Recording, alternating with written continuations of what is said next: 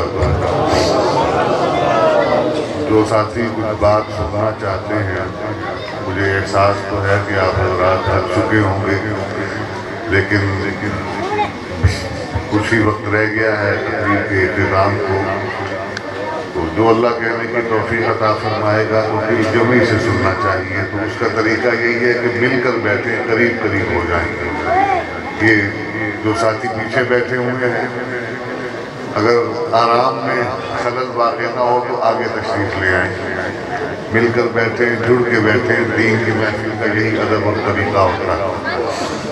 اللہ تعالیٰ سب کو دین کے مطابق اپنے اعمال اختیار کرنے کی توفیق عطا فرمائے۔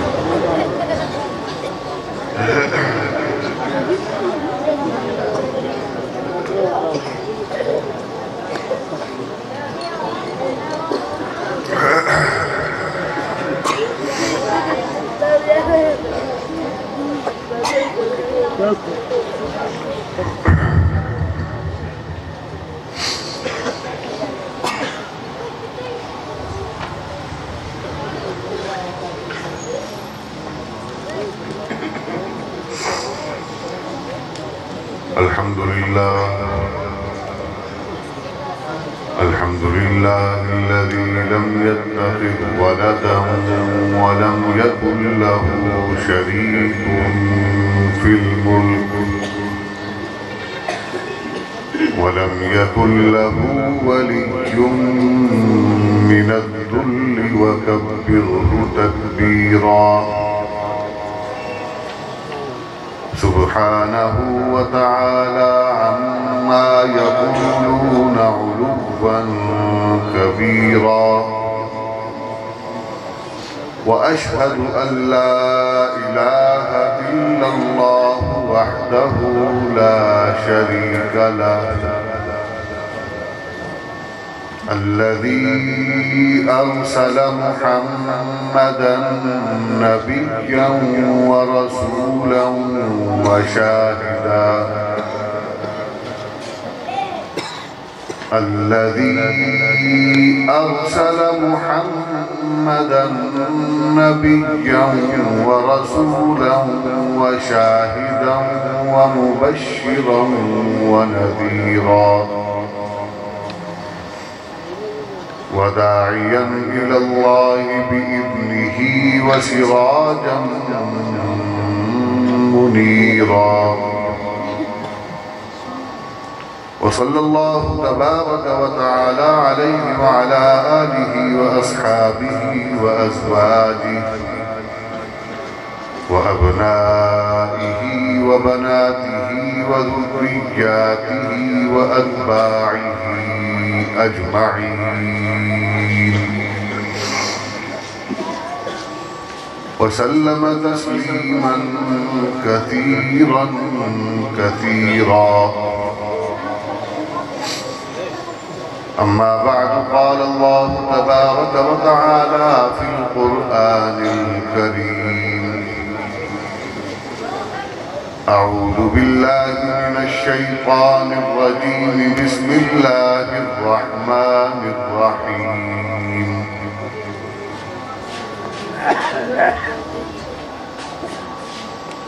لقد من الله على المؤمنين إذ بعث فيهم رسولا من أنفسهم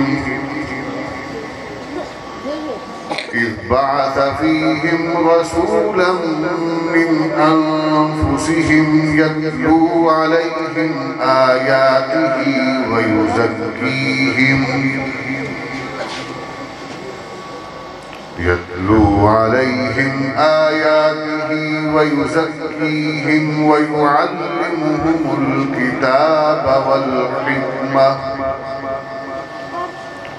وإن كانوا من قبل لفي ضلال مبين. وقال الله تبارك وتعالى عز وجل في مقام آخر ما كان محمد أبا أحد من رجالكم ولكن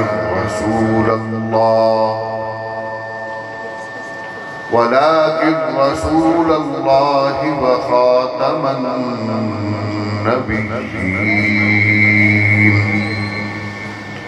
وكان الله بكل شيء عليما صدق الله العلي العظيم وبلغنا رسوله النبي الكريم ونحن على ذلك لمن الشاهدين والشاكرين والحمد لله رب العالمين. تمام احباب عبادت اور ثواب کی نیت سے ذوق شوق اور محبت سے نماز والا درود پاک تلاوت فرمائیں.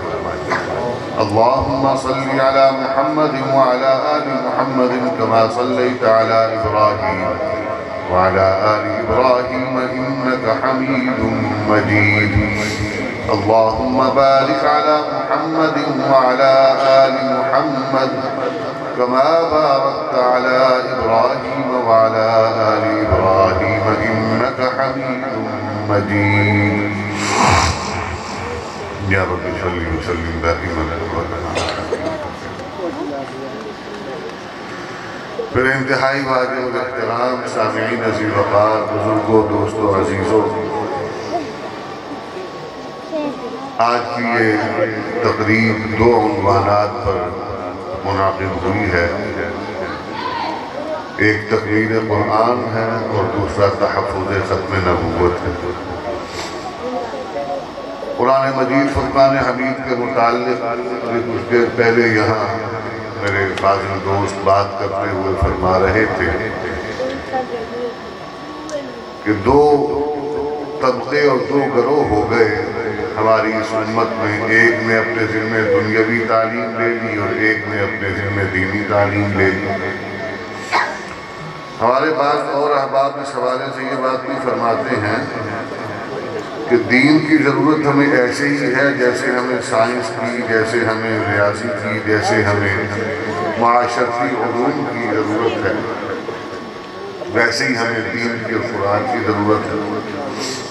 یہ بات کہنے والے کہتے ہیں، میں نہیں کہتا. میں یہ کہتا ہوں کہ جو آدمی قرآن مجید فرقان حمید کو فزکس، کیمسٹری، بیولوجی اور میتھمیٹکس کی کتابوں کے تقابل اور تناظر میں دیکھتا ہے، اس سے بڑا جاہل کوئی نہیں.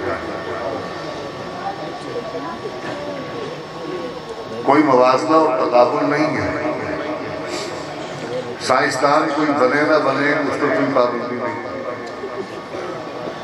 سائنس کوئی نہیں پڑھتا تو اس پر کوئی سزا نہیں. ریاضی کوئی نہیں پڑھتا تو کوئی سزا نہیں. لیکن اگر دین کا علم نہیں سیکھتا اور اپنی دنیا کو دین کے مطابق نہیں بناتا تو اللہ اس پر پکڑ فرمائیں گے، سزا دے. اور دیکھیے اللہ تبارک و تعالیٰ نے قرآن مجید فرقان حمید کے متعلق کیا فرمایا. پہلا تو احسان جتلایا کہ میں نے ایمان والوں میں اپنا پیغمبر بھیجا محمد کریم علیہ السلام. سب کہیے صلی اللہ علیہ وسلم. بھائی درود پڑھنا نبی کریم کا اپنی امت پر حق ہے، پڑھا کرو.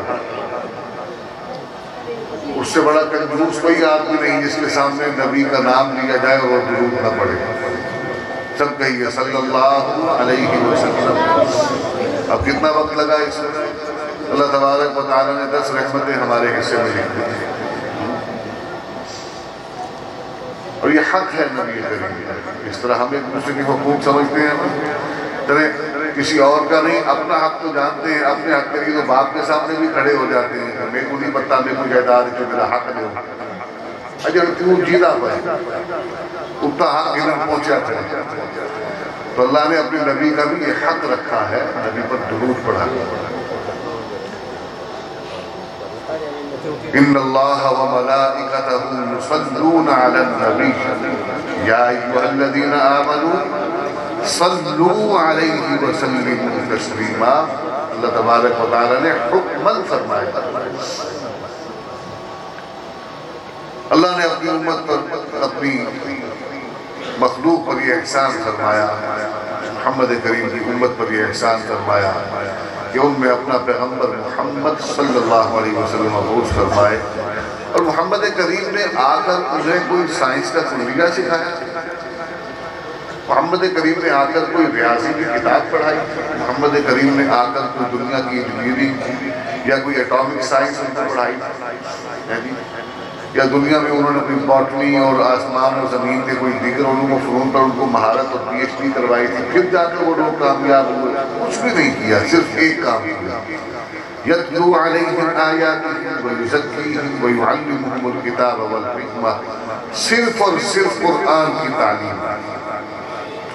اللہ فرماتے ہیں کہ صرف قرآن میں نے دیا، اور محمد کریم نے قرآن ہی سکھایا، اور اسی قرآن کی برکت سے وَإِن كَانُوا مِن قَبْلُ لَفِي ضَلَالٍ مُبِينٍ، وہ جو کھلی گمراہی میں تھے سب ہدایت پر آئے، سب کے سب ہدایت پر آئے۔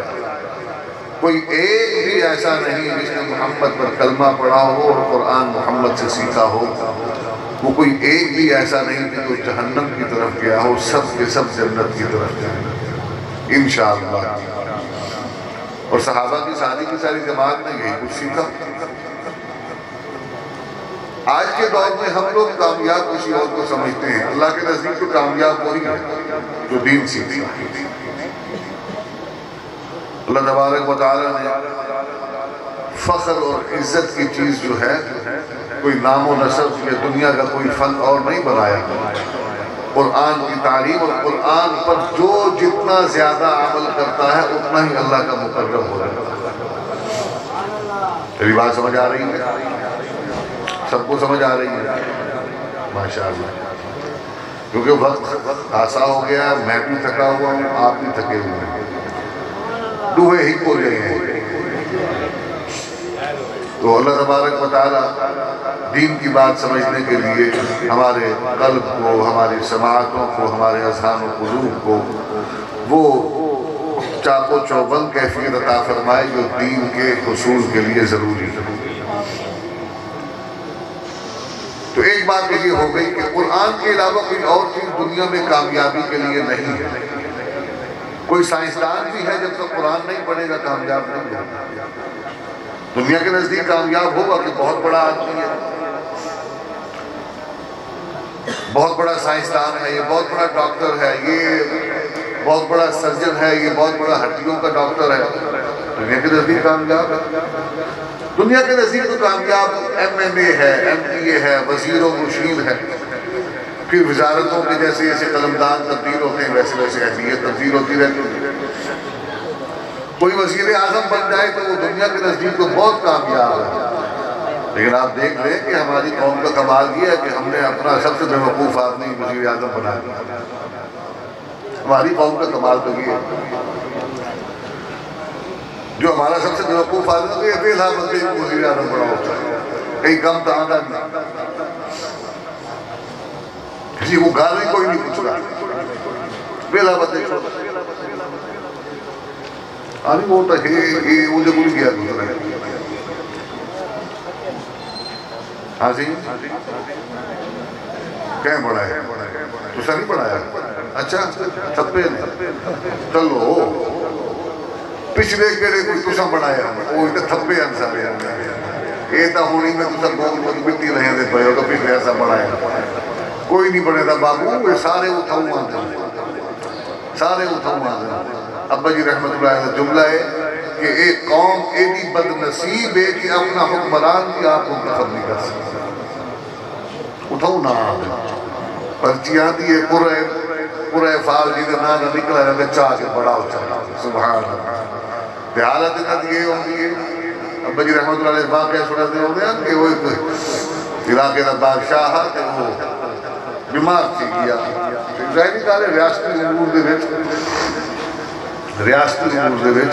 ضروری ہوں دے کہ بادشاہ جو رہے وہ صحت مند ہو گئے طاقت دے سامنے سب آدھا رہے تو ان کی موجودگی دی وجہ تو سازشاں نہیں تھی دیاں، سازشاں دم توڑ گئی۔ وزیرہ نے آگیا کہ اگر پتہ چل گیا لوگوں کو کہ بادشاہ بیمار ہے تو سازشاں سے چاون پہ ویسے لہذا ہم کیا کریں انہوں نے کہا متبادل لب ہو، متبادل لب ہو جڑا بادشاہ ہم شکل ہو گئے وہ کوئی سکھینے پڑھینے ہیں تو ان کو بندوبست کرینے ہیں، ان کئی طریقے ان کو بڑھاؤں منصب دے ہوتے کام نہ چلاؤں بندہ چاہیے رہا بڑی دوری وان کے ایک بیا ایک چرواہا بکریاں چرنا پیا وہ وان کے بیا سے ہر کار انجام دیا اور خدا کا نام منو میری بکریاں رول میں سے کدے کتنی میری ہوتے چوتھے کو وزیر اعظم بنا مجھے چل گھن گئے ان کو جو گھن گئے وان کے وہ تیاری کروائے انہیں سارا کچھ سکھائے پڑھائے انہیں اتفاق کر کچھ ہمسائے ملک میں بادشاہ کا دورہ انہیں مذاکرات واسطے ہوا انہاں آکھیا ہون کیا کروں بھائی یہ تو نہ مراد اجنی کو پالی ساری درباری بولی پوری نہیں آئی اس کو کیا مذاکرات نہیں بیستے بلاؤں اور سارے کی رات کو کچھ لگے رہ گئے اور جو بکریاں چلے رہا ان سے جو کتھا ہو بولی آ نہ ان کو سمجھ آئی اخیر انہاں کہ ادھا حل ہک کرے دیں وزیر اعظم ریاست کا بڑا وزیر آنا وہ آخیا میں کروں ان کو بلاؤ چلے نار علی کوفتی دے اندھی چیر اچ پاؤ ایک رسا اون دا شرا دے میرے ہاتھ اتھا ہے کوئی بڑھتاول میں سی میں کوئی ہلکا یہ کلکا مرے سبھی کو اور چپ کر رہا بول اگا تیلی بولنا اگا ودا پہ سبار کر مذاکرات درگی تیتی گیا جی بادشاہ آگیا ہمسائے ملک بلا بھی تو وزیر نال مہ گیا چیر کسا پا کے گھر کے اوپر سر آپ سے نکے اور بیٹا ہوئے گالی کرے نہ کہ بیاسی کیا آلے خیلے ٹھیک ہو باری بکری جوش چوکی تو اٹھے بھی وہ ہائی جو چل رہا ہے وہ جو مارے تن کا وہ چوک کر دیا قرآن اللہ بادشاہ بولے گالی کرے ایک چوک وال بولے گالی کرے وال چوک وہ 4-5 منٹ جو ڈرامہ چل رہا ہے وہ اخیر آکے بلیدہ کیوں نہیں کلہ بول دیا میں وہ باتیں اشارہ کر کے حالہ کشیدن اجن چکی میں دے بولن نہیں دینا کہ سادے ہوگانے ان کی حالت نہیں ہوگی انہا اپنی مرضی نل بول سکتے ہیں نہ اپنی مرضی نل کچھ کر سکتے ہیں تو جنہ دیہاتے رسی اصل کا حکمران اور ہاں جی گال اگھا بے پاسے نکل گئی واپس کہتا ہوں لوگوں کے نزدیک عزت میں یاد کے مناسب ہیں اللہ کے نزدیک عزت میں یاد ہے اللہ کے نزدیک عزت اللہ پتہ کون ہے وہ جڑا بندہ سویر کو اللہ کے شام تئی اللہ دی زمین دے ہوتے روزی کماون واسطے ترٹی ہوئی جتی نہ ٹر دے لیکن حلال کرنے دے ریڑھی چلیں دے چھاپی لا کے پھل بیچ کے سبزی بیچ کے محنت مزدوری کر کے دہاڑی کما کے جو رات حلال کھا گن کے بھی دے بالا قرآن پڑھنے دے حلال کرنے دے دین دی سمجھ عطا کرنے دے اللہ دے نزدیک اے غریب آدمی دہاڑی علی مزدور توارے ملک دے او وزیر کو 1000 گنا چنگا ہے جی وہ سورہ اخلاص ہی سنگی نہیں ہے سمجھ آنی پہی معیار کامیابی دا اللہ دے نزدیک یہ ہے سارے نزدیک یہ ہے سارے ہاں دا رشتہ ہی جیندے رہے واضح نصیب کر لوگوں نبی شریف نے فرمایا کہ 4 چیزیں کی بنیاد پہ لوگ رشتہ کریں گے سب تو پہلی چیز مال دوسری چیز نسب تیسری چیز حسن چوتھی چیز ایمان فرمایا سب کو بہترین رشتہ وہ ہے جڑا ایمان دی بنیاد پہ تیار اور سادے ہاں پارے بھی بندے چھوٹے جتنے بیٹھے ہو جنہاں تعلق رشتے بنائیں قسم جا کے دل کے حق رکھ کے سب چوکھے نے ایمان دی بنیاد پہ رشتے کی مگی سب نہ باپ بڑا نہ بھئیہ سب سے بڑا روپیہ حسن و جمال نسب واقعات ہیں رشتہ ٹھیک کیا بعد ایک پتہ لگ گیا کہ اوہ یہ تو فلانے ہیں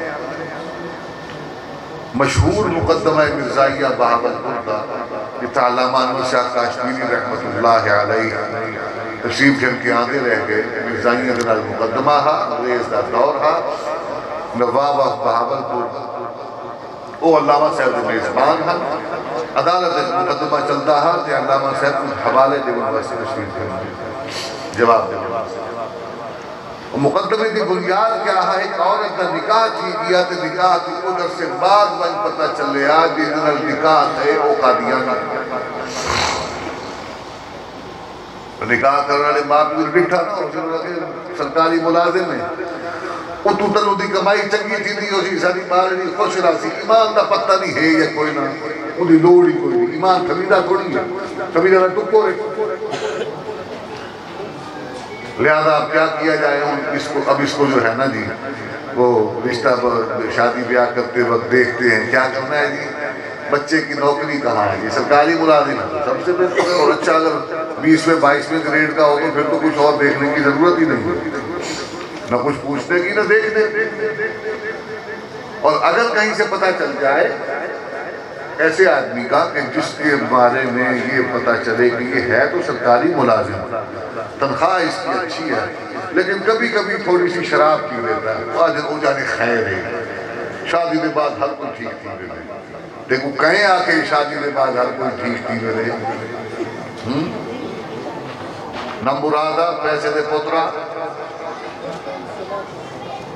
دھی کو بہن کو گھرے بھیجنے تے کو گوارا ہے کہ جتنا مطلب شرابی ہوئے جتنا زانی ہوئے جواریا ہوئے رشوت خور ہوئے او تے کو گوارا ہے بے ایمان مردود قسم دا آدمی ہوئے ایمان اللہ گھٹ معاملہ تے کو چنگا نہیں لگتا کیوں کہ تیرے نزدیک کامیابی دا معیار ہے ایک بڑا بڑا آدمی ہے جنہیں کو بڑی دے کہاں سمجھ آنی پہیے ہاں جی اللہ تبارک و تعالی نے کس کو کامیاب کہا جن کی نشانیاں بیان فرمائی قرآن کے آغاز میں اللہ نے کامیاب لوگوں کی نشانیاں بیان فرمائی پہلی نشانی تو یہی ہے کہ جو قرآن کے ساتھ وابستہ ہو اور قرآن کو اللہ نے کہا ذالک الکتاب لا ریب فیہ کہ یہ وہ کتاب ہدایت ہے مبنی بر حق ہے جس کے اندر تمام باتیں پختہ اور یقینی ہیں شک و شبہ والی بات ہی کوئی نہیں اور پھر الذین یؤمنون بالغیب سے اللہ شروع فرماتے ہیں تو پھر آخر میں جا کر اعلان کرتے ہیں اولئک علی ھدی من ربہم واولئک ھم المفلحون یہی وہ لوگ ہیں جو اللہ کی طرف سے ہدایت پا گئے اور یہی وہ لوگ ہیں جو کامیاب ہیں فلاح پا گئے اب کامیابی کا معیار اپنا ہے ہم نے اپنی مرضی کے کامیابی کے معیار پر دیکھنا ہے یا اللہ کی کامیابی کے معیار پر دیکھنا ہے اللہ کے نزدیک تو وہ کامیاب ہے جو اس کے راستے پر چلتا ہے ایمان قبول کر کے اور اس راہ پر چلتے چلتے چلتے چلتے اپنی زندگی کی شام کر دیتا ہے اللہ کے نزدیک وہ آدمی کامیاب ہے ایسا بھی نہیں کسی نے غلطی سے صراط مستقیم کی بجائے گمراہی کی راہ پر قدم رکھ دیا اور سفر کے دوران جا کر اسے احساس ہوا کہ اوہ میرا تو بہت سارا سفر غلط راستے پر ہو گیا اب وہ وہاں جیسے ہی اس کو خیال آتا ہے تو وہ واپس مڑ جاتا ہے یو ٹرن لے لیتا ہے جدید زبان میں یو ٹرن جیسے ہی لیتا ہے تو اس نے جیسے ہی واپسی کا سفر کیا راستہ موڑا اس نے اس راہ پر قدم رکھا جو راہ صراط مستقیم ہے اور اس راہ پر قدم رکھتے ہی اس کا وقت پورا ہو گیا اللہ کے نزدیک یہ بھی کامیاب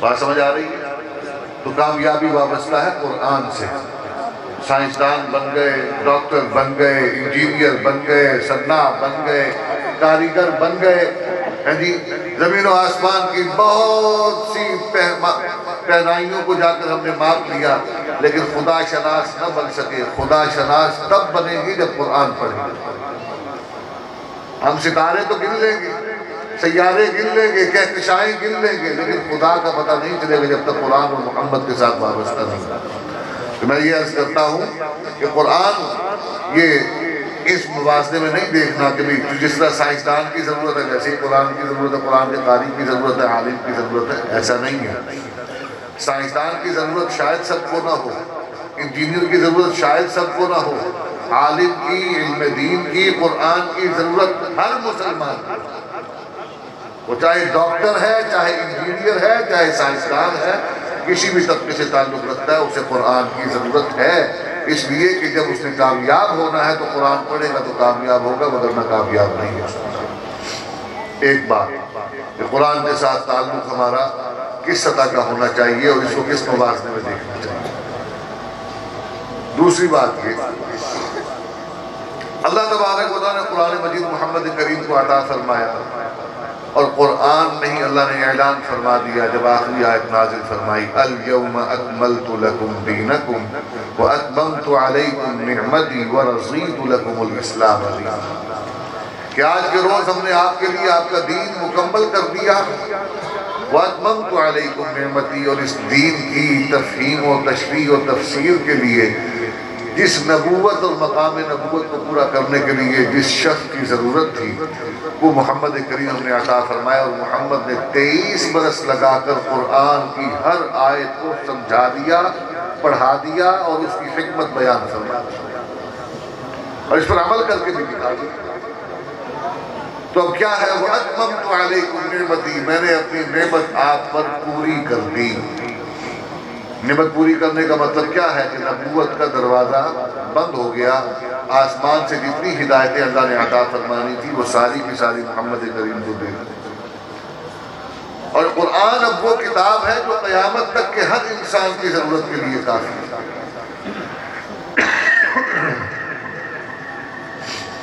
قرآن کے علاوہ کوئی کتاب ایسی نہیں، نہ تورات، نہ زبور، نہ انجیل، جس کے متعلق یہ کہا جا سکے کہ یہ کتاب دنیا کے ہر انسان کی ضرورت کو پوری کرتی ہے۔ اور قرآن کے آ جانے کے بعد خود اللہ تبارک و تعالیٰ نے تورات کو منسوخ کر دیا، انجیل کو منسوخ کر دیا، زبور کو منسوخ کر دیا، جبکہ اللہ نے خود ہی نازل فرمائی۔ اللہ فرماتے ہیں کہ میں نے جب قرآن نازل فرما دی تو قرآن کے آ جانے کے بعد وَمَن يَبْتَغِ غَيْرَ الْإِسْلَامِ دِينًا فَلَن يُقْبَلَ مِنْهُ۔ اور یاد رکھیے ایک بات میں آپ کو عرض کرتا چلوں، دین کیا ہے؟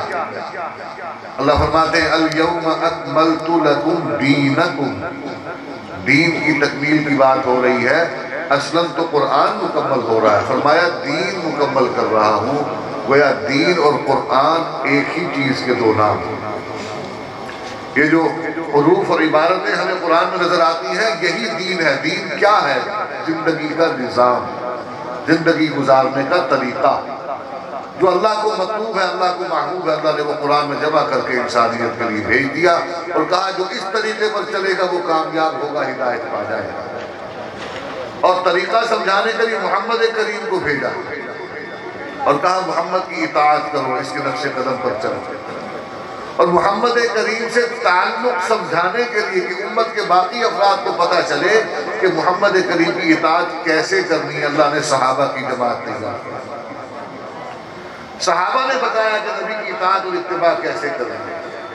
صحابہ پر اللہ تبارک و تعالیٰ نے دین کی تکمیل کروائی، انہوں نے قرآن سیکھا، قرآن سمجھا، قرآن کے تمام قوانین ان کے ذریعے یا ان پر لاگو کیا، اور اللہ نے ان کو معیار بنا دیا ہدایت کا، ان کو معیار بنا دیا ایمان اور عمل کا، اور پھر کہہ دیا فَإِنْ آمَنُوا بِمِثْلِ مَا آمَنْتُمْ بِهِ فَقَدِ اهْتَدَوْا۔ دین مکمل ہوا۔ اللہ تبارک و تعالیٰ نے کہا کہ جب میں نے دین مکمل کر دیا قرآن کے اندر، تو اب اس دین کے علاوہ کہیں سے کوئی اور چیز انسان لے آئے اور کہے کہ بہت بڑی دانش مندی والی باتیں ہیں اس کے اندر، میں اس پر عمل کروں گا، اللہ کہتا میں ہرگز قبول نہیں کروں گا، چاہے تورات سے ہی کیوں نہ لے کر آئے۔ جناب نبی کریم کے زمانے میں عمر فاروق رضی اللہ تعالیٰ عنہ تورات کی کچھ عبارت لے کر آئے، کہا یا رسول اللہ صلی اللہ علیہ وسلم یہ تورات کی کچھ اوراق اور عبارتیں مجھے ملی ہیں، مجھے بہت اچھی لگی ہیں، کیوں نہ ہم اس کی تعلیم کا اہتمام کریں۔ یہ کہا اور پڑھنا شروع کر دیا۔ نبی کی محفل لگی ہوئی ہے، ابو بکر بھی موجود ہے، دیگر صحابہ بھی موجود ہے۔ جب پڑھنا شروع کیا تو نبی کریم کا چہرہ متغیر ہو گیا، چہرے پر غصے کے آثار نمودار ہوئے، اور اس قدر غصہ نبی کو آیا کہ ابو بکر صدیق بول اٹھے کہ عمر دیکھتے نہیں کہ آقا کا چہرہ کیسے ہے۔ نبی کریم علیہ السلام کے چہرے کے جلال کو دیکھ کر عمر کہتے ہیں کہ اس روز مجھے ڈر لگ گیا کہ نبی کوئی ایسی بد دعا نہ دے دے کہ میرا ایمان برباد ہو۔ کیا غلطی ہوئی عمر سے جس پر نبی اتنے غصے میں آ گئے؟ نبی نے فرمایا کہ آج اگر موسیٰ علیہ السلام بھی زندہ ہوتے جن پر اللہ نے تورات نازل فرمائی تھی تو وہ بھی تورات کو چھوڑ دیتے، میری اتباع کرتے، قرآن پر عمل کرتے۔ وہ نبی کریم کے آنے کے بعد، قرآن کے نزول کے بعد تورات بھی منسوخ، مانتے ہیں کہ اللہ کی کتاب ہے لیکن اب اس پر عمل نہیں ہو سکتا۔ انجیل بھی منسوخ، مانتے ہیں اللہ کی کتاب ہے اس پر بھی عمل نہیں ہو سکتا۔ زبور منسوخ مانتے ہیں کہ اللہ کی کتاب ہے، اگر اس میں کوئی ہدایت ہے تو اس پر بھی عمل نہیں ہو سکتا۔ کیوں؟ اللہ نے پچھلی ساری ہدایتیں قرآن میں پہلے جمع فرمائی، باقی جو انسانیت کی رکھی تھی وہ بھی ساتھ جمع کر کے انسانیت کی تمام ضروریات کی کامل ہدایتیں قرآن میں عطا کر کے محمد کو دے دی۔ اب انسان کو کہیں اور جانے کی ضرورت نہیں، کہیں اور دیکھنے کی ضرورت نہیں، کتاب ایسی جامع اور پھر اس کو سمجھانے والے، اس کی رہنمائی کرنے والے محمد کریم علیہ السلام جیسی شخصیت جنہوں نے 23 برس کام ہی اور کوئی نہیں کیا، صرف قرآن ہی سکھایا۔ 23 برس، اور آج یہاں علماء موجود ہیں، تفسیر کے اسباق ہوتے ہیں، بعد میں سے بات آ گئی، یہ بھی عرض کرتا چلوں، یہ بھی تاریخ کا ایک حصہ ہے۔ ہمارے بر صغیر کے مدارس کے نصاب کے اندر قرآن مجید کا ترجمہ نہیں ابتدا میں شامل ہے۔ یہ امیر شریعت رحمۃ اللہ علیہ کی فرمائش اور ان کی کاوش پر مولانا خیال محمد جلندری رحمۃ اللہ علیہ نے سب سے پہلے نصاب کے اندر شامل فرمایا، اور آج الحمدللہ انہی کی برکات سے وہ سلسلہ آگے بڑھا اور وفاق المدارس کے نصاب کے اندر باقاعدہ وہ پڑھایا جاتا ہے۔ تفسیر کا جو ہے وہ اسباق ہوتا ہے۔ یہ الگ بات کہ تفسیر کے لیے استاد وہ ڈھونڈا جاتا ہے جو کسی کام کر رہا ہو، یہ الگ بات ہے۔ حالانکہ اللہ نے اس کتاب کو کہا، ہم بخاری شریف کا تعارف کرواتے ہیں تو اصح الکتب بعد کتاب اللہ، کہ روئے زمین پر اللہ کی کتاب کے بعد سب سے صحیح ترین کتاب جو ہے وہ بخاری شریف ہے۔ تو اللہ کی کتاب جو سب سے صحیح ترین ہے اس کے لیے بندہ سب سے ناقص ترین ڈھونڈتا ہے۔ یہ ہمارا ایک المیہ ہے، اللہ تعالیٰ ہمیں اس کی اصلاح کی توفیق عطا فرمائے۔ بات برائے بات ہے لیکن اہم بات تھی۔ نبی کریم علیہ السلام نے 23 برس کی محنت کی، صرف قرآن سکھایا، جامع قرآن جمع فرما دیا، ہدایت کے لیے جتنی ضروریات تھی اللہ نے پوری کروائیں، اور اللہ تبارک و تعالیٰ نے جب پوری کر دی تو پھر اعلان کیا وَأَتْمَمْتُ عَلَيْكُمْ نِعْمَتِي، تمہارا دین مکمل کر دیا، اور اس کی تفہیم و تشریح کے لیے جو ہدایت ضروری تھی، جو عمل ضروری تھا، وہ سب کچھ کروا کر میں نے نعمت نبوت کو بھی تمام کر دیا۔ یعنی روئے زمین پر اب نبوت کی ضرورت نہیں، نبی جس مقصد کے لیے آتے ہیں وہ پورا ہو گیا۔ بات سمجھ آ رہی ہے؟ نبی آتے ہیں دین سکھانے کے لیے، عمل بتانے کے لیے، اور جب اللہ نے عمل بھی سارے دے دیے اور محمد کریم نے سارے ہی بتا دیے، سکھا دیے، تو نعمت پوری ہو گئی۔ اب آگے چلتے ہیں کہ نبی کریم علیہ السلام پر جب نعمت پوری ہو گئی تو نبی تو اب نہیں آئیں گے، تو یہ پھر ذمہ داری کس کے پاس چلی گئی؟ تو فرمایا کہ اب اس امت کے اندر علماء کو اللہ تبارک و تعالی نے نبی کا امین اور وارث بنایا ہے۔ علم انبیاء کی میراث ہے، تمام کے تمام انبیاء ایک دوسرے تک علم ہی منتقل کرتے چلے آئے، اللہ نے علوم کو ہی آگے منتقل فرمایا ہے، اور انبیاء تبارک و تعالیٰ کے علوم آگے علماء کے پاس آئے ہیں، اسی لیے اللہ نے ان کے مقام اور مرتبے کو بلند رکھا۔ یہی تو اللہ نے قرآن میں اعلان فرمایا يَرْفَعِ اللَّهُ الَّذِينَ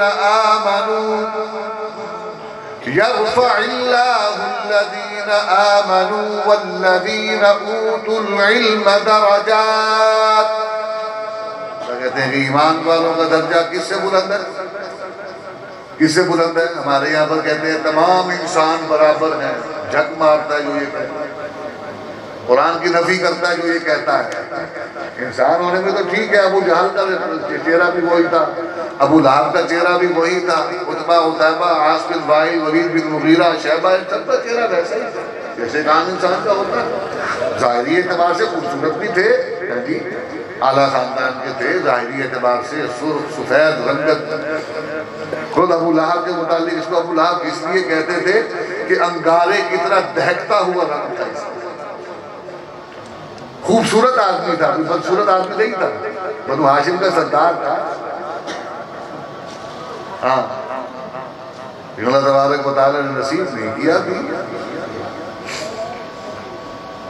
اللہ تبارک و تعالیٰ نے ان تمام کو، یہ جتنے بھی تھے نا، یہ سرخ و سفید چہروں والے، بڑی بڑی نسبوں والے، ان کے نصیب میں ایمان نہیں کیا تو ہوا کیا؟ ان کی حیثیت کیا رہ گئی؟ یہ حبشے کے غلام بلال کالے رنگ کا، اس کے پاؤں میں جو جوتی ہے نا، اس جوتی کو لگی ہوئی خاک بھی ابو لہب سے افضل ہے، یہ اس کی برابری بھی نہیں کر سکتے۔ وہ جو کالے رنگ کا بلال ہے اس کا مقام ان سب سے بڑھ گیا۔ اللہ نے کہہ دیا یرفع اللہ الذین آمنوا، حدیث میں بھی یہی ہے، فرمایا خیرکم من تعلم القرآن وعلمہ، تم میں سے بہترین، تم میں سے مراد ایمان والے جو ہیں یہ تمام انسانیت سے بہتر ہیں، ایمان والے تمام انسانیت سے بہتر۔ اللہ نے کہا نا یرفع اللہ الذین آمنوا، جن کو اللہ نے ایمان دیا ان کا درجہ بلند کیا، پھر ان میں کن کا درجہ والذین اوتوا العلم درجات، کہ جن کو اللہ نے پھر ان میں علم عطا فرمایا، علم دین دیا، ان کا درجہ ایمان والوں میں سب سے بلند۔ خیرکم، تم ایمان والوں میں سب سے بہترین آدمی کون ہے؟ من تعلم القرآن وعلمہ، جو قرآن سیکھتا ہے اور قرآن سکھاتا ہے۔ علماء کو اللہ تبارک و تعالیٰ نے وہ مشن دیا، کون سا؟ جو انبیاء کا مشن تھا۔ اب یہیں پر ایک بات کو دوسرے رخ سے ذرا سمجھنے کی کوشش کیجیے۔ انبیاء کے مشن کو اللہ تبارک و تعالیٰ نے ایک آیت کے حصے میں بیان فرمایا۔ وقت زیادہ تو نہیں ہو گیا جی، 5-10 منٹ ہیں۔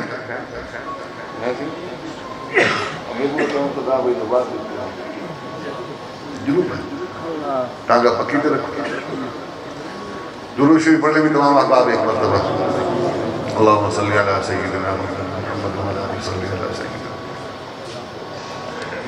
اللہ تبارک و تعالیٰ نے انبیاء کی آمد کا مقصد بتایا، وَلَقَدْ بَعَثْنَا فِي كُلِّ أُمَّةٍ رَسُولًا إِنِ اعْبُدُوا اللَّهَ وَاجْتَنِبُوا الطَّاغُوتَ، کہ ہر امت میں اللہ نے اپنا پیغمبر بھیجا، ایک ہی کام لے کر آئے، وہ پیغمبر کیا؟ إِنِ اعْبُدُوا اللَّهَ وَاجْتَنِبُوا الطَّاغُوتَ، اللہ کی بندگی، اللہ کی عبادت کی طرف انسانوں کو لانا، وَاجْتَنِبُوا الطَّاغُوتَ، اور اللہ کے سرکش اور بغاوت کرنے والوں سے انسانیت کو بچانا اور مجتنب کرنا۔ اب اس کو اللہ تبارک و تعالیٰ نے انبیاء کا مقصد بتایا، اور انبیاء کے اس مقصد کو آگے جب غیر نبی میں منتقل کیا تو اللہ نے پھر کہا کنتم خیر امت اخرجت للناس تأمرون بالمعروف وتنہون عن المنکر، وہ جو کام انبیاء کرتے آئے اب وہ کس کے ذمہ لگایا؟ خیر امت۔ خیر امت کون ہے؟ علماء تو بولے نا کہ خیر امت کون ہے؟ کوئی نہیں پتا۔ دو جمع دو کتنے ہوتے ہیں؟ 2 جمع 2 کتنے ہوتے ہیں بھائی؟ یہ بھی نہیں آتا؟ 4، ماشاءاللہ سب کو پتا۔ خیر امت صحابہ کو کہتے ہیں۔ خیر امت کسے کہتے ہیں؟ تمام امتوں میں بہترین امت امت محمدیہ، اور اس امت کا بہترین طبقہ صحابہ کی جماعت۔ اللہ کہتا ہے کنتم خیر امت اخرجت للناس تأمرون بالمعروف وتنہون عن المنکر، کہ تمہیں میں نے منتخب کر لیا تمام کی تمام انسانیت کے لیے۔ کیا کرنا ہے تم نے؟ تأمرون بالمعروف وتنہون عن المنکر، وہ جو کام انبیاء کرتے چلے آئے ہیں، اب نبی نہیں آئیں گے، وہ سلسلہ میں نے پورا کر دیا، اب یہ کام تمہارے سپرد کر دیا، یہ کام اب تم نے کرنا ہے، اور صحابہ کے طرز عمل پر جو چلے گا اس کو یہ کام کرنا پڑے گا، نہیں کرے گا تو پھر یہ نہ سمجھے کہ اس کا انجام صحابہ کے ساتھ ہے۔ صحابہ کے ساتھ انجام چاہیے تو یہ کام کرنا پڑے گا۔ امر بالمعروف اور نہی عن المنکر، یہ 2 ہی کام ہیں جو انبیاء نے کیے، یہ 2 ہی کام ہیں جو صحابہ نے کیے، یہ 2 ہی کام ہیں جو ہمارے اکابر و اسلاف نے کیے۔ آج سمجھ آ رہی ہے؟ تو نبی کریم علیہ السلام نے جو دین عطا فرمایا، اس دین کی تکمیل کے بعد اللہ تبارک و تعالیٰ نے اس کی ذمہ داری علماء کے سپرد کی، اور علماء کا اولین طبقہ صحابہ کے بعد میں مختلف ادوار مختلف لوگ آتے رہے۔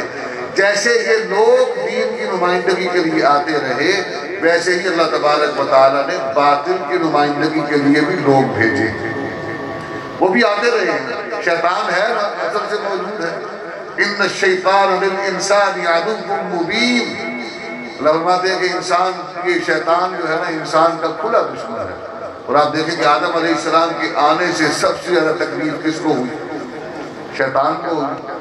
اللہ نے کہا سجدہ کرو، یہ کہتا نہیں میں نہیں کرتا، میں بڑا عالم، میں بڑا علامہ، میں بڑا فہامہ، میں بڑا عابد، بڑا زاہد، بڑا ساجد، میں سجادہ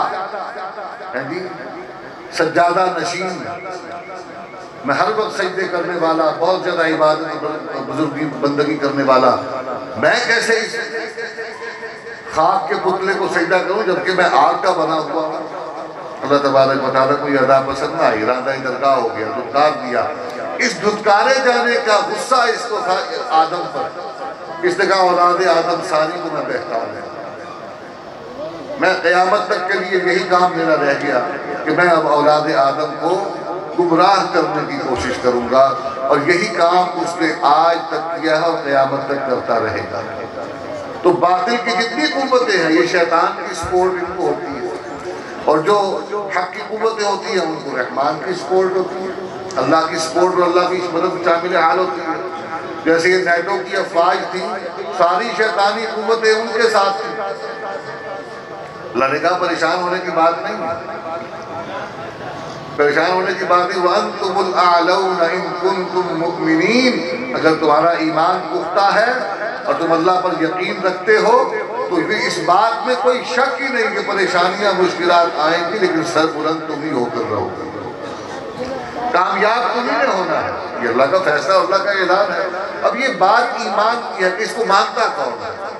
ہم کمزور تھے، ہم یعنی کہ گویا کہ اگرچہ مگر کے چونکہ چنانچہ کی دلدل میں پھنس گئے، ان کے ایمان مضبوط تھے، انہوں نے 20-22 برس مال کھائی ہے لیکن انہوں نے اپنے ایمان کا سودا نہیں کیا۔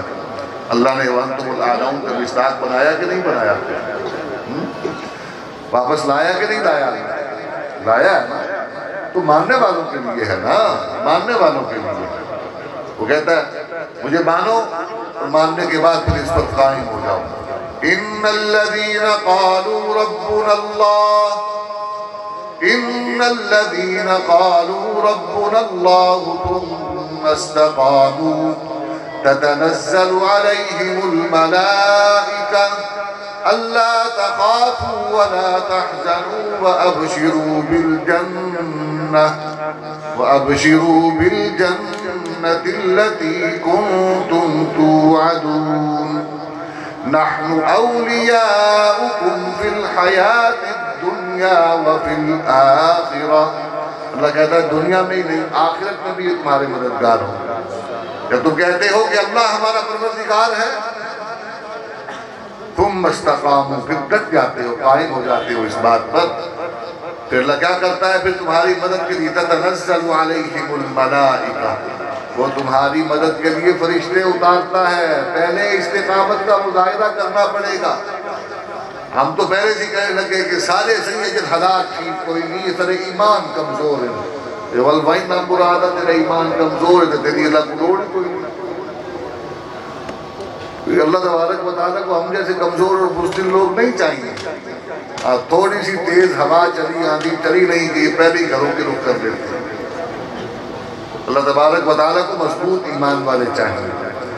اللہ کو قوی مؤمن پسند ہے، ہر حوالے سے قوی ہونا چاہیے، اور ایمان تو سب سے قوی ہونا چاہیے۔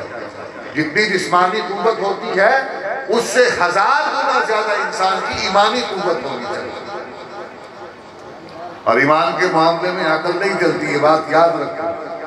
یہی جو بات اللہ نے کرنے کی توفیق عطا فرمائی، وَأَتْمَمْتُ عَلَيْكُمْ نِعْمَتِي، مرزائی اسی پر اعتراض کرتے ہیں کہ نبوت اگر اللہ کی نعمت تھی تو نعمت تو انسان کی ہر دور کی ضرورت ہے، نعمت کی ضرورت کب انسان کو نہیں رہتی، اور اتنی بڑی نعمت انسانیت کی ہدایت کے لیے اگر اللہ تبارک و تعالیٰ نے یہ نعمت کا دروازہ بند کر دیا تو اس کا مطلب اللہ نے باقی جو مخلوق ہے اس کو محروم کر دیا۔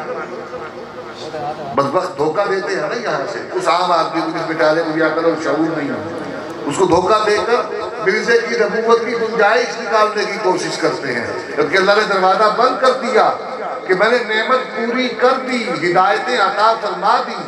نبی ہدایتیں لے کر آتا ہے کہ میں نے ہدایتیں پوری کر دی، نبی کی ضرورت نہیں، اب ہدایتوں پر عمل کرنے کے لیے نبی کا طریقہ ہے، اور وہ طریقہ صحابہ کے اندر موجود ہے۔ اللہ تبارک و تعالیٰ نے نعمتیں پوری فرما دی، پوری فرما دی۔ یہیں سے دھوکہ دینے کی کوشش کرتے ہیں۔ ایمان کے بعد میں عقل نہیں چلے گی۔ دادا جی رحمۃ اللہ کی بات میں اکثر دہراتا ہوں، اس سے میرا اپنا ایمان مضبوط ہوتا ہے۔ فرمایا کرتے تھے کہ جس نے خدا کو عقل کے ذریعے مانا اس نے عقل کو مانا، خدا کو نہیں مانا۔ خدا کو عقل میں آتا ہی نہیں ہے، اس لیے ماننے کا کہا گیا کہ مانو، مان دو، ماننے میں خیر ہے۔ جس طرح خدا کو مانتے ہو بغیر دیکھے، ویسے ہی خدا کی بات کو نہیں مانتے۔ اس بات کے لیے تمہیں دلیل چاہیے، تمہیں تجربہ چاہیے، تمہیں اس کے لیے تاریخی حوالہ چاہیے کہ پہلے اس پر اگر کہیں عمل ہوا ہے تو تجربہ کیا ہوا، نتیجہ کیا نکلا۔ علامہ شاہ کاشمیری رحمۃ اللہ علیہ نے ختم نبوت کی محنت پر امیر شریف رحمۃ اللہ علیہ کے سوال پر جواب دیا تھا کہ میرے شاہ جی، ہمارے ذمہ کام کرنا ہے، نتیجہ اللہ کے اختیار میں۔ ہم پہلے نتیجے ڈھونڈتے ہیں، پھر کام کی تلاش کرتے ہیں۔ اچھا یہ کام کریں گے نتیجہ کیا نکلے گا، یہ کام کریں گے نتیجہ کیا نکلے گا؟ اللہ نے ایک بات فرما دی، نبی نے طریقہ بتا دیا، اب نبی کے طریقے پر چلنے والا اس کو نتیجے کی پرواہ نہیں کرنی چاہیے، نتیجہ تو اللہ کے اختیار ہے۔ اس کو کامیابی چاہیے نا، دنیا اور آخرت کی۔ اللہ فرما دیتا ہے جو نبی کی اطاعت کرتا ہے دنیا میں بھی کامیاب، آخرت میں بھی کامیاب۔ اور کیا چاہیے؟ عزیزان گرامی، اللہ رب العزت نے یہ ماننے کا کہا ہے۔ جہاں ایمان کی بات آتی ہے وہاں پر ہمیں سب سے پہلے عقل کا دروازہ بند کرنا ہے۔ عقل والوں کی بات کی جائے تو عقل والے تو آج سوال کرتے ہیں کہ بتاؤ آج مسلمانوں کے پاس ہے کیا جو کفر ان کا مقابلہ کر رہا ہے؟ کفر ان کے مقابلہ کا کہنے کا مطلب یہ ہوتا ہے کہ کافروں کو ہم سے کوئی خطرہ نہیں ہے، ہم سے کوئی دشمنی نہیں ہے۔ ہم خام خواہ امریکہ کے سرحد لگاتے ہیں، ہم خام خواہ بیٹوں کے سرحد لگاتے ہیں کہ وہ ہم پر ظلم کر رہے ہیں، وہ یوں کر رہے ہیں، وہ یوں کر رہے ہیں۔ میں ان سے ایک چھوٹی سی بات عرض کرتا ہوں، چھوٹا سا سوال کرتا ہوں، یہ بتاؤ نبی کریم علیہ السلام نے مدینہ منورہ تشریف لائے تو نبی کے پاس کیا طاقت تھی اور کیا بات ہے 1000 کا لشکر اسلحہ سے لیس، ساز و سامان سے لدا ہوا، سارا اپنا قافلہ لے کر 313 بوریا نشینوں کو ختم کرنے کے لیے آیا ہے۔ ان کے پاس کون سی ایٹمی قوت تھی؟ بات سمجھ نہیں آتی؟ تو بات سمجھنے کی یہ ہے کہ جس طرح ان لوگوں نے تکلیف ان کو نبی کریم سے یہ تھی کہ نبی ان کے دین کی مخالفت کرتے ہیں، ان کے طریقے کی مخالفت کرتے ہیں، تو وہ شیطان کے اعلی کار اور نمائندے بنے اور نبی اللہ کی روحانی اور رحمانی قوتوں کا نمائندہ بن کر آیا۔ تو یہ دونوں قوتیں کبھی ان میں مفاہمت نہیں ہو سکتی۔ بات سمجھ آ رہی ہے؟ ان دونوں قوتوں میں کبھی مفاہمت نہیں ہو سکتی۔ ختم نبوت کا مفہوم ہی یہی ہے کہ دین کا نمائندہ وہ کبھی بھی کسی صورت میں بھی اللہ کے دیے ہوئے نظام کے مقابلے میں کسی اور نظام کو قبول نہیں کر سکتا۔ اگر یہ قبولیت کی کوئی صورت ہوتی، اس میں مفاہمت ہو سکتی، تو نبی اپنے ان رشتہ داروں کے ساتھ کیوں مخالفت کرتے؟ ان کے ہاں نظام پہلے سے موجود ہے، سفارتی تعلقات ان کے ہیں، ریاستی امور ان کے ہیں، قبائلی نظام ہے، سرداری ان کے ہاں ہے، سیاست ان کے ہاں ہے، تجارت ان کے ہاں ہے، سود ان کے ہاں ہے، نکاح طلاق کے قوانین ان کے ہاں بھی موجود ہیں، آئلی زندگی، خان کی زندگی کے امور، کچھ نہ کچھ نظام گوڑے یا وہ اپنی بات چھوڑے۔ تو نبی نے تو بتایا کہ قربانی دی جا سکتی ہے، بات نہیں چھوڑی جا سکتی۔ رشتے ناطے قربان کر دیے، مال قربان کر دیا، اولاد قربان کر دی، سب کچھ نبی نے قربان کر دیا، لا الہ الا اللہ کی صدائے حق لگانا نہیں چھوڑا۔ یہی جنگ ہے، اس وقت بھی تھی، آج بھی ہے، ہر نبی کے دور میں۔ انبیاء کے دور میں آپ دیکھیں، پچھلے انبیاء میں کئیوں کو قتل کر دیا گیا۔ اور ایک بات یاد رکھیں، علمی اعتبار سے ہر نبی اللہ کی طرف جو علم لے کر آیا ہے، اس علم کا جواب کسی کافر کے پاس نہیں ہے۔ علمی غلبہ اللہ نے ہر نبی کو عطا فرمایا۔ علمی اعتبار سے قرآن کا جواب کوئی دے سکا آج تک؟ خود نبی کریم کے زمانے میں جبکہ اللہ نے ظاہری غلبہ نہیں دیا تھا، سیاسی غلبہ نہیں تھا، لیکن علمی اعتبار سے قرآن کا جواب تو کوئی بھی نہیں دے سکا کفار میں سے۔ علمی غلبہ تو پہلے سے تھا۔ اللہ تبارک و تعالیٰ نے جس مشن پر لگایا وہ تھا لِيُظْهِرَهُ عَلَى الدِّينِ كُلِّهِ۔ جنگ ساری یہاں پر ہوگی، جنگ ساری یہاں پر ہوگی۔ ابا جی رحمۃ اللہ کی بات یاد آگئی، فرماتے تھے کہ جب تک نظام حکومت وہ نہیں ہوتا جو اللہ تبارک و تعالیٰ نے عطا فرمایا ہے، اس وقت تک اللہ کے نبی صلی اللہ علیہ وسلم کی ختم نبوت، صحابہ کی عظمت و ناموس اور مسلمانوں کی عزتوں کی حفاظت نہیں ہو سکتی۔ نہ مسلمانوں کی عزت بچ سکتی ہے، نہ نبی کی ختم نبوت کی حفاظت ہو سکتی ہے، نہ صحابہ کی عظمت و ناموس کی حفاظت کی بات ہو سکتی ہے۔ مطالبات کر سکتے ہیں، وہ کر رہے ہیں، کل بھی مطالبہ کر رہے تھے، آج بھی مطالبہ کر رہے ہیں، آئندہ بھی مطالبات کرتے رہے ہیں۔ حکومت آ جائے تو مطالبہ کرنا پڑے گا۔ ابو بکر صدیق کو کسی نے کہا تھا امیر المومنین کو زکوٰۃ کے منکر پیدا ہو گئے، جہاد کیا جائے، ہمارا مطالبہ ہے، کسی نے نہیں کہا، انہوں نے خود فیصلہ فرمایا۔ منکر ختم نبوت مسیلمہ کذاب کے خلاف ابو بکر صدیق نے کسی کے مطالبے پر فیصلہ کیا تھا، خود فیصلہ فرمایا۔ جب حکومت ایسے حکمران ہوں حکومت میں جو اللہ کے دین کے قوانین کے ماننے والے، ان کو نافذ کرنے والے ہوں، پھر عوام کو مطالبات نہیں کرنے پڑتے، وہ خود ان کو پتا ہوتا ہے ہماری ذمہ داری کیا ہے، وہ اپنی ذمہ داری خود پوری کرتے ہیں، وہاں پر دین کے خادم کے طور پر بیٹھتے ہیں۔ یہی ساری جنگ ہے، یہی ساری جنگ ہے آج بھی۔ نظام نہیں بدلنے دینا، مسجدیں آپ بنا لیں، مدارس آپ بنا لیں، کوئی اعتراض نہیں، آپ نظام کی تبدیلی کی بات کریں گے، اس کے مقابلے کی بات کریں گے، آپ دشمن بن جائیں گے۔ یہی جنگ پہلے روز تھی، یہی آج ہے، یہی قیامت تک رہے گی۔ صحابہ پر بھی تبرہ اسی لیے ہوتا ہے کہ صحابہ نے نظام تبدیل کیا، صحابہ نے اللہ کے نبی صلی اللہ علیہ وسلم کے جاری کردہ ریاست مدینہ کے نظام کو روکا نہیں، اس پر سٹاپ نہیں کیا، اس کو اللہ تبارک و تعالیٰ کے حکم سے آگے بڑھایا۔ اور آپ دیکھیں کہ صحابہ کے دور میں حضرت معاویہ رضی اللہ عنہ کے دور تک مسلمانوں کی سرحدات کہاں تک پہنچی، جی آدھی سے زیادہ دنیا پر مسلمان حکمران ہیں۔ تو حکم یہی ہے، لیظہرہ علی الدین کلہ، ختم نبوت کا یہی پیغام ہے۔ علمی اعتبار سے کوئی مقابلہ نہیں، کوئی جنگ نہیں۔ تکلیف تبھی ہے کفار و مشرکین کو جب ان سے نظام کی تبدیلی کی بات کرتے ہیں، تو نظام کی تبدیلی کی بات کرنا ہم نے چھوڑ دیا، وہ ہم سے راضی ہیں۔ ہم کہتے ہیں ہم سسٹم کے اندر رہ کر لڑنا چاہتے ہیں، وہ کہتے ہیں ٹھیک ہے، آپ سسٹم کے اندر رہ کر آپ لڑیں، سسٹم تو ان کے ہاتھ میں ہے، وہ آپ کا راستہ روک کر آپ کو ایک حد تک محدود کر دیتے ہیں۔ آپ کے پاس عددی اکثریت ہونے کے باوجود جب گنتی ہوتی ہے تو آپ کے بندے تھوڑے ہو جاتے ہیں۔ میرے بھائی کہہ رہے تھے کہ سارے اوپر تھپے رہے، تو بھائی ہر دور میں ایسے ہی ہوا کہ نظام کبھی بھی کسی دور میں بھی شفاف نہیں رہا۔ اگر انگریز کے متعلق بھی آپ یہ سوچ رکھتے ہیں کہ وہاں بھی جس کو وہ ہمارا رائے شماری کا مرحلہ کہتے ہیں وہ شفاف ہوتا ہے، تو یہ آپ کی بھول ہے۔ اور افراد پہلے منتخب کیے جاتے ہیں، پھر ایک دھوکہ، یہ دھوکہ ہے، دھوکہ ظاہری طور پہ جو ہمیں دیا جاتا ہے انتخابات کا، انتخابات کے ذریعے سے پھر وہ عوام کو دھوکہ دے کر انہی لوگوں کو مسلط کیا جاتا ہے۔ یہ تو آپ آج کی بات کرتے ہیں، وہ اس پاکستان کی حکمرانوں کی تاریخ کا اس کو ولی اللہ کہا جا سکتا ہے، ضیاء الحق، یعنی اس سے پہلے اور اس کے بعد دین کا نام دینے والا، دین کے معاملات میں کوئی باتیں کام کرنے والا کوئی آدمی ایسا نہیں آیا۔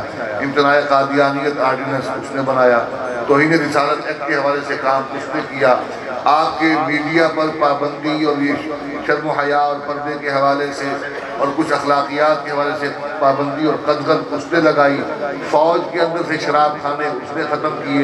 یعنی یہ وہ اقدامات ہیں جو نظر آتے ہیں، اور خود اس کے متعلق میں اکثر سناتا بھی ہوں کہ ہمارے یہاں کے پاکستان کا ایک رائٹر ہے، راجہ انور اس کا نام ہے، وہ ہے پیپلز پارٹی کا۔ پیپلز پارٹی جو ہے یہ ان کے تو خمیر کے اندر ضیاء الحق کی دشمنی ہے، کیونکہ بھٹو کو اس نے پھانسی دی، غلط یا صحیح کا بحث اپنی جگہ پر، لیکن وہ راجہ انور جو کٹر کٹیر پپلیا ہے، اس نے لکھا کہ جس وقت اس کو چیف بنایا گیا تو بھٹو صاحب نے اس کے گھر کا دورہ کیا تو جملہ فرمایا، کیا کہا کہ تم نے تو چیف ہاؤس کو مسجد بنا دیا۔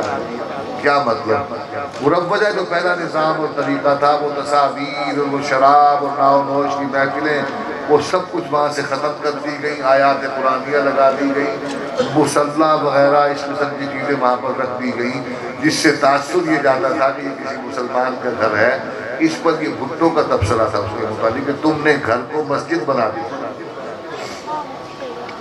اس کے دور میں بات یہ کر رہا تھا کہ اس کے دور میں بھی ایسے افراد منتخب کیے گئے، چاہے نیک نیتی سے کیے ہوں، کہ ان کو فلاں فلاں علاقے سے کھڑا کیا جائے اور ان کو اتنے ووٹ ڈلوائے جائیں، کوئی ڈالے یا نہ ڈالے ہم پورے کریں گے۔ تو بابو طاقتور ہوتا ہے، طاقت ہمیشہ انہی کے پاس ہوتی ہے جن کے پاس ہتھیار ہوتے ہیں، یاد رکھو۔ 1000 آدمی بیٹھا ہو نا، 5 آدمی یہاں پہ بندوقوں والے آ جائیں، سارے چرکی نکلی ہوئی، غلبہ اسی کو کہتے ہیں۔ بات سمجھ نہیں آ رہی؟ ٹھیک ہے، وہ طاقت والے ہیں، انہوں نے اپنی طاقت کا استعمال کیا، ہر دور میں کیا، اور کروانے والے جو ہیں وہ اپنے ایجنڈے کے تحت کرواتے ہیں۔ یہ سب کچھ ہوتا رہا ہے، تو نظام نہیں بدلنے دینا۔ جہاں پر وہ کوئی لائن کراس کرنے کی کوشش کرتا ہے فوراً اس کی حدود مقرر کر دی جاتی ہے اور اسے واپس پویلین کی طرف بھیج دیا جاتا ہے، اور جو نہیں باز آتا اس کا پھر جاؤ رب کی طرح کرتے ہیں کہ ٹھیک ہے نہیں باز آتا اڑا دو، صفایا کر دو، صاف چھٹی۔ تو جنگ تبھی ہوگی، اللہ نے فرما دیا لن ترضى عنك اليهود ولا النصارى حتى تتبع ملتهم، جب تک آپ کو اپنا تہذیبی اور معاشی اور سیاسی غلام نہیں بنا دیتے اس وقت تک آپ پر راضی نہیں ہوں گے۔ آپ ان کے نظام کو قبول کر لیں، ان کی معیشت کو قبول کر لیں، ان کے قوانین کو قبول کر لیں، ان کی پابندیوں کو قبول کر لیں، آپ کا ان کا کوئی جھگڑا نہیں۔ جب آپ کہیں گے کہ ہماری اپنی ایک جدا حیثیت ہے، ہم اپنے ملک پر اپنی مرضی کے قوانین لائیں گے، ہم اپنے ملک پر اسلام کی حکومت نافذ کریں گے، آپ کی اور ان کی جنگ ہوگی، وہ کبھی آپ پر راضی نہیں ہوگی۔ دھوکہ ہے جو کہتے ہیں کہ وہ حقوق کی آزادی دیتے ہیں، اظہار رائے کی آزادی دیتے ہیں، کہیں کوئی آزادی نہیں ہے۔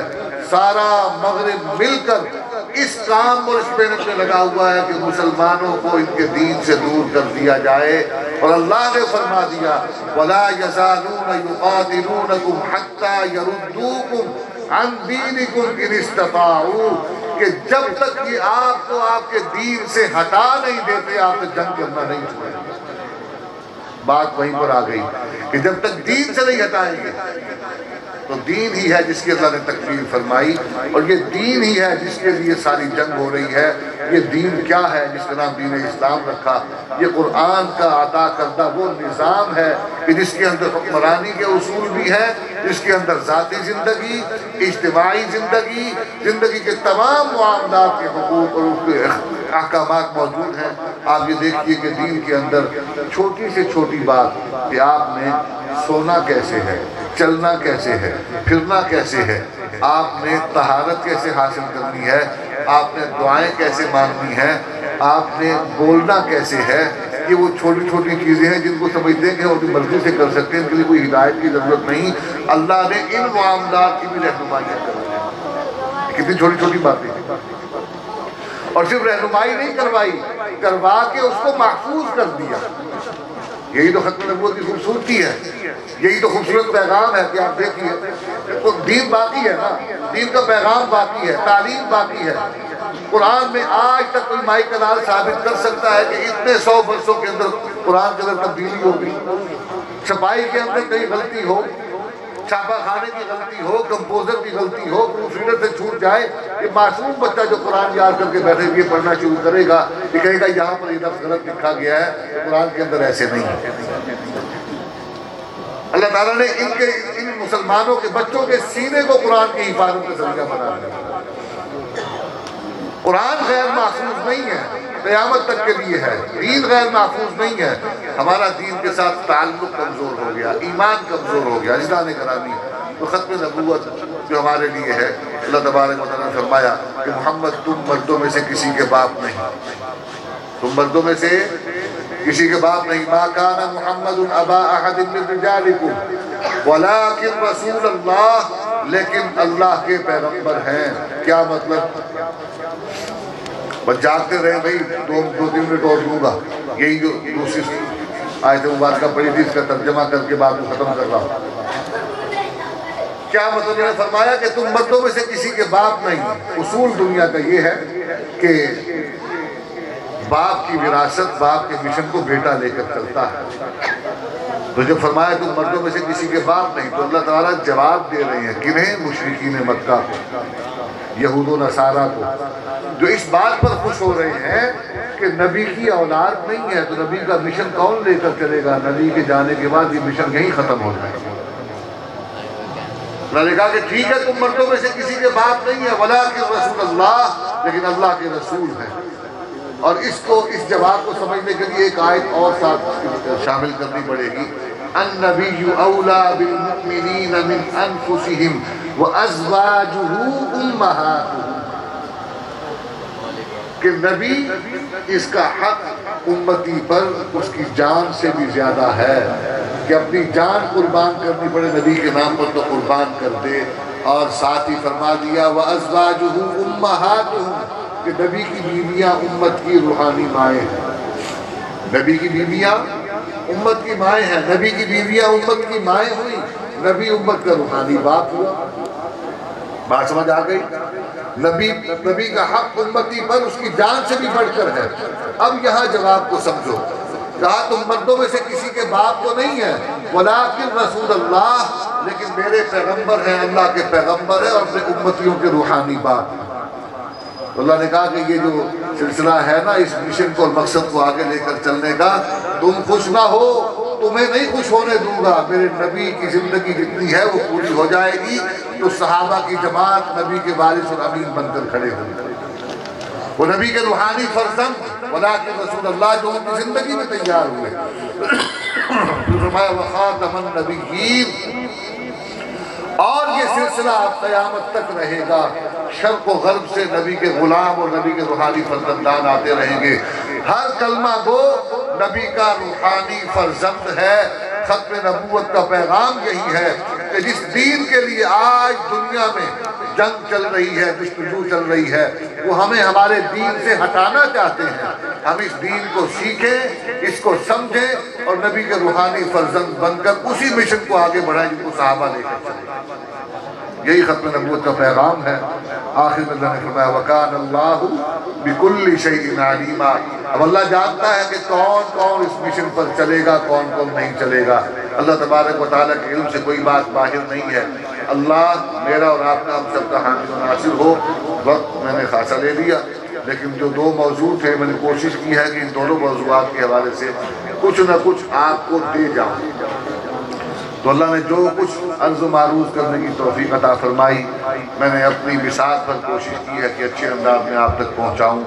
اللہ میرا، آپ کا، ہم سب کا یہاں آنا بیٹھنا سننا سنانا قبول و منظور فرمائے، اور جو کچھ اس نے تمام مقررین کو دین کی باتیں کرنے کی توفیق عطا فرمائی ہے، الہ العالمین تمام کی ہوئی باتوں کو قبول فرمائے، ہمیں سن کر سمجھ کر اس پر عمل کرنے کی توفیق عطا فرمائے، الہ العالمین میزبانوں کو، منتظمین کو، سامعین اور مقررین کے درمیان یہ پل کا کردار ادا کرنے پر جزائے خیر عطا فرمائے۔ وآخر دعوانا الحمدللہ رب العالمین۔ میں تقبیر بزرگ کو چکے تھا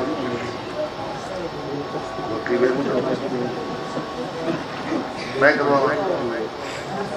الحمدللہ رب العالمین والعاقبۃ للمتقین والصلاۃ والسلام علی سید الانبیاء والمرسلین وعلى آلہ واصحابہ وازواجہ وابنائہ وبناتہ وذریاتہ اجمعین۔ اللہم اعنا علی ذکرک وشکرک وحسن عبادتک۔ اللہم انت السلام ومنک السلام تبارک یا ذا الجلال والاکرام۔ اللہم انا نسألک علما نافعا ورزقا طیبا وعملا متقبلا۔ اللہم انا نجعلک فی نحورہم ونعوذ بک من شرورہم۔